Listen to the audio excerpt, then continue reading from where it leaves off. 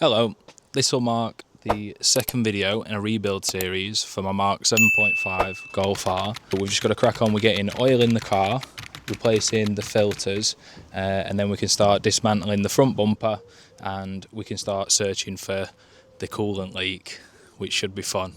One thing that seemingly a lot of people are wanting to know is exactly what happened and what the damage is. Obviously, I'm still inspecting to see what exactly is wrong with the Golf. Right, what do we know? We hit a roundabout going pretty damn fast. Fast enough to completely obliterate the driver's side alloy. The car had a complete loss of coolant, a complete loss of oil. The loss of oil is from a damaged sump that's now been fixed and replaced. The coolant leak, It's still yet to be discovered. In the coming videos, we're going to be figuring out where exactly the coolant leak's coming from and fixing that part. We do also know there's suspension component damage, as you can see. rather than just starting the car back up, we're going to be turning the engine over by hand. In order for me to do that, I need to get access to the crankshaft pulley bolt, which I believe is on the driver's side of the car. So if I take off this wheel well, I'll be able to get access to the crankshaft pulley bolt, which will mean that I can rotate the engine over by hand, and rather than just risking it, turning the key over, and then obviously everything's under pressure, this way it's a lot safer way to turn the engine over and hopefully not have anything break. But first things first, we'll get oil in the car and then we'll work from there. So we've got Motul 8100 XS Gen 2 5W40.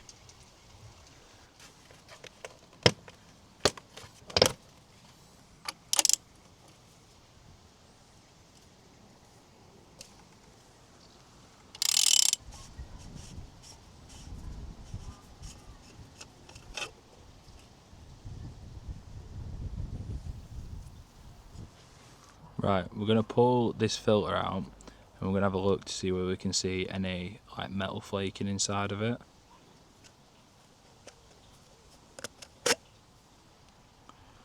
Right.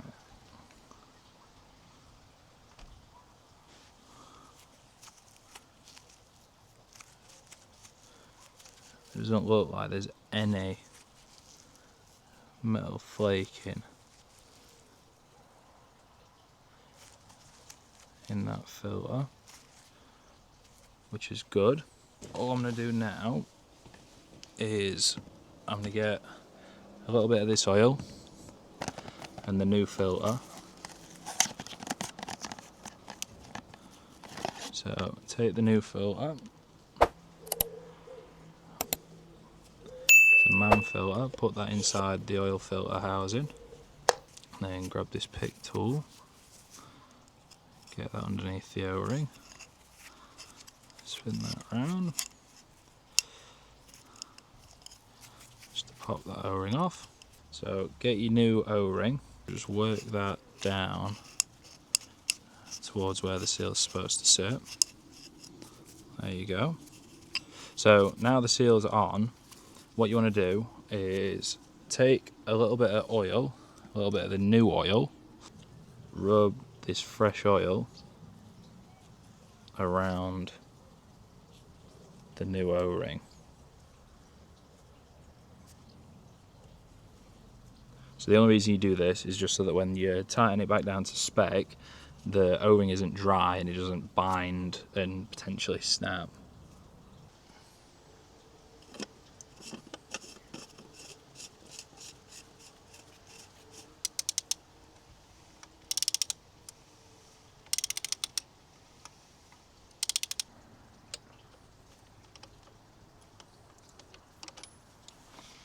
I've been looking all over for a funnel that I bought from Halfords way back, but I can't find it for the life of me.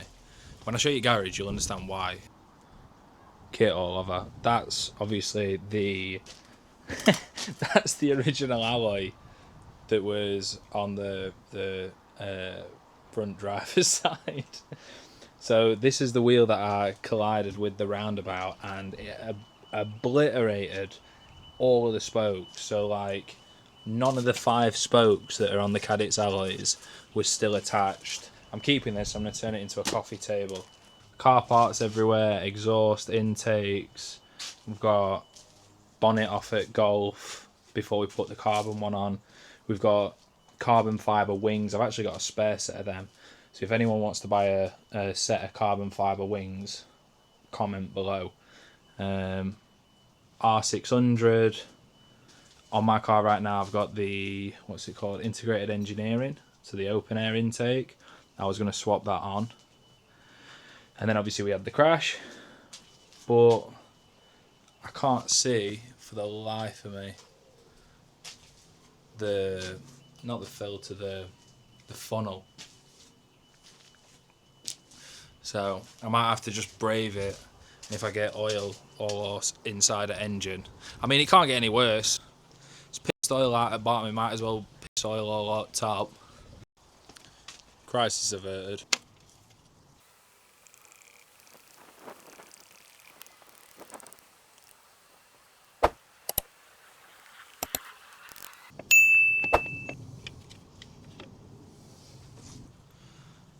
Right, so oil's in car, oil filter's on. It's time to start dismantling the footwell.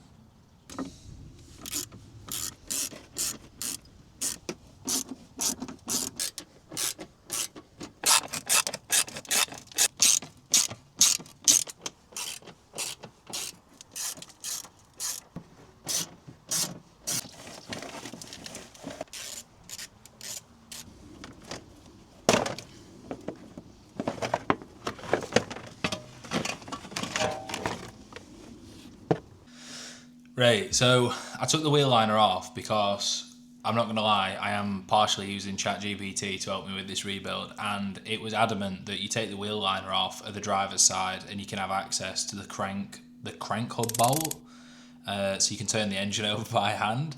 So I take the wheel liner out, and of course the washer fluid reservoir tank is in the way. So I'm going to have to take that out. So we've decided to go for a tactical cheese and beans on toast. And we're watching a little bit Infiltrating a Gang in GTA RP. Guy's name's Blake. He's got 96k subs. The videos are really entertaining, so you should check him out. I'm going to eat this, and then I'm going to crack on with coolant reservoir tank. Right, so I've got to get to the crank hub bolt. So I've got to remove the washer fluid reservoir tank.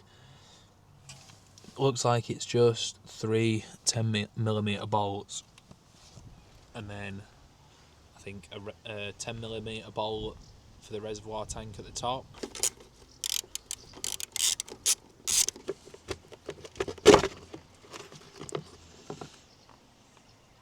There you go. So that pops straight out.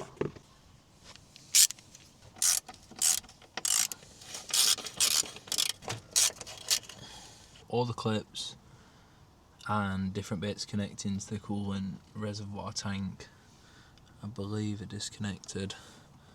Maybe there's just one electrical connector there that I need to get, but it might be enough anyway, so that I can just drop it down slightly just so I can get to the crank hub bolt. I'm unplugging different bits and bobs to try and angle it the right way to get it clear, but because we've got massive boost pipes, I'm just struggling to find a way to get it out. What I'm going to end up doing is I can drop it down,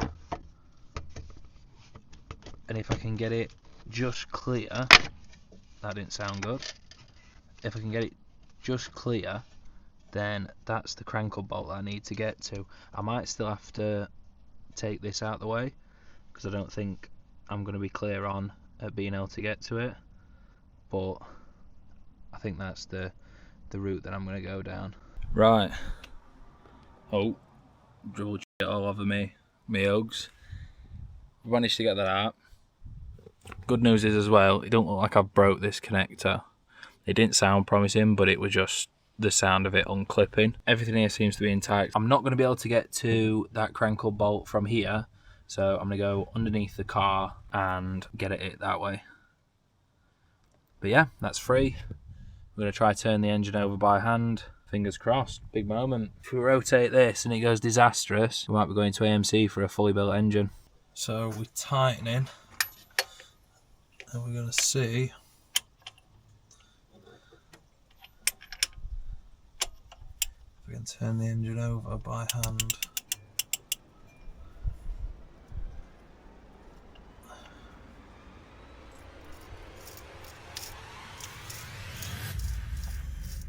Nice. I think that's a good sign.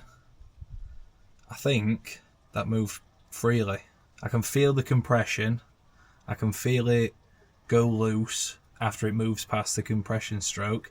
I think that's a very good sign that that's a healthy engine. I think that's a good sign. So that's a pretty good sign to me that we can crack on with sorting cooling. I'm going to need to get the front bumper off just so I can inspect radiator, intercooler, because right now I know that there was a massive coolant leak, but I don't know what exactly. But yeah, that's good. Right, I'm going to get this washer reservoir tank back on, and then tomorrow I think we crack on. We're doing a little bit of inspecting to see what's going on at his front end. Right, I have no idea what video I watched where it said taking the front bumper off was as simple as some T25 Torx bits, but I've been fighting this front bumper for like the last 30 minutes. It's a whole different day because it was getting dark the other day when I was trying to get it off. The solution I found, these little nuts, they screw in to that just up there. I imagine it pins this to the top, so it like tightens it down. As soon as I've taken them out, the bumper's clipped straight off. So I'm going to take the fender liner off of this side, and then I can get to the same thing on this side, unclip that, and then I've got to take or disconnect all the sensors, and then there should be some more clips just in the middle, and I should be able to get the front bumper off. So, right, fender liner off. Now we can do the same thing to this side, just up here, and then we can unclip this side of the bumper. I'm just grabbing a bucket so that I can put it under the front, so when I unclip it, it doesn't drop.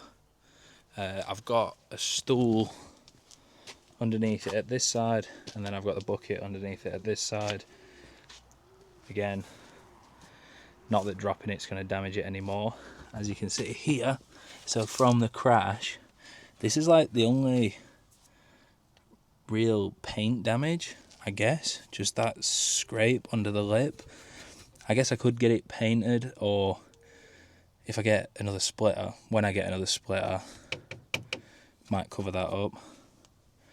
But I guess if I plan on giving this car away, I do want it to be perfect, so I'll probably end up getting that painted.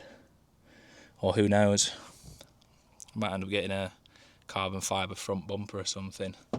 That'd be pretty cool. Right, let's get this bumper off.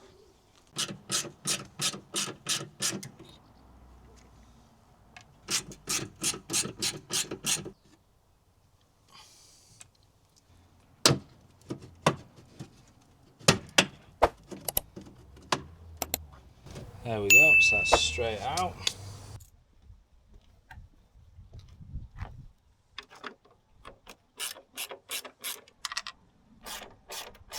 Taking off the grille is pretty straightforward. The only thing that you've got to be mindful of is the front end of this car is littered with sensors, and the grille is no different. So just be careful that when you're taking it off, you don't damage a sensor, causing a headache further down the line.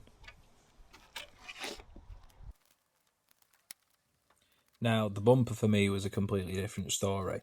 Obviously, I had my own issues with the clips on either side of the bumper connecting to the wings, but the middle part of the bumper was what gave me the most trouble, and this is what I've heard other people talk about.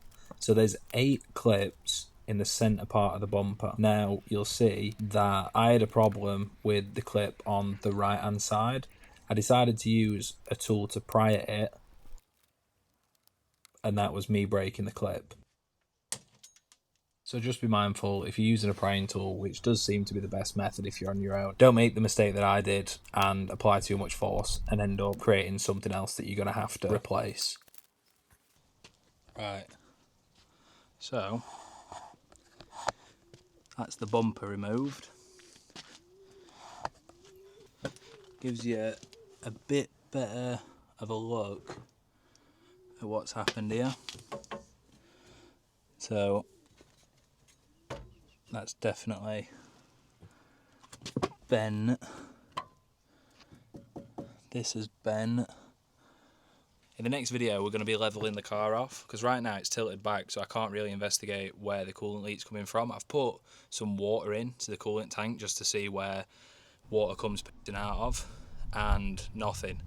I'm guessing it's because I'm not putting enough water in with the car being back, plus I can't pressurise it because I'm not starting the car. I'm going to jack up the back end in the next video, level it off, take some more of this front end to pieces, and start figuring out where coolant leak's coming from.